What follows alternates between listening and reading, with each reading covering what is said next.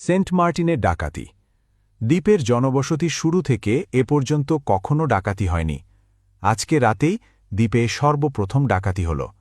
Saint মার্টিনের বিশিষ্ট পাইকারি ব্যবসায়ী নূর আলম রাতে দোকান বন্ধ করে বাড়িতে যাওয়ার পথে ডেইলপাড়া এলাকায় ৩ জন বোরকা পরা লোক তাকে মারধর করে সাথে থাকা ৫ লাখ টাকা ছিনিয়ে নেয়।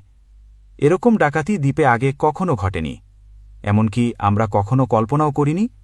সপ্তাহখানেক পর সেন্ট মার্টিন মালামালের ট্রলার যাওয়ার কারণে আজকে তার বেচা বিক্রি বেশি হয়, ফলে আজকেই তাকে টার্গেট করছে।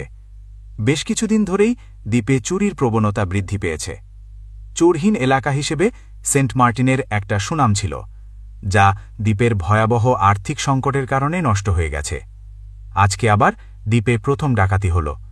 যে দ্বীপে গভীর রাতে মোবাইল, মানিব্যাগ সহ পর্যটকরা নির্বিঘ্নে একা একা চলাফেরা করতে পারতেন, সে দ্বীপে ডাকাতি হবে কল্পনা করাও কঠিন।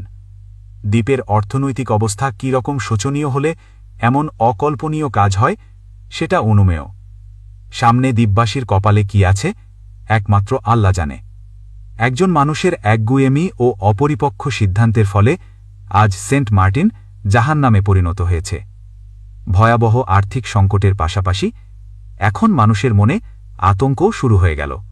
সেন্ট মার্টিনের ডাকাতির এই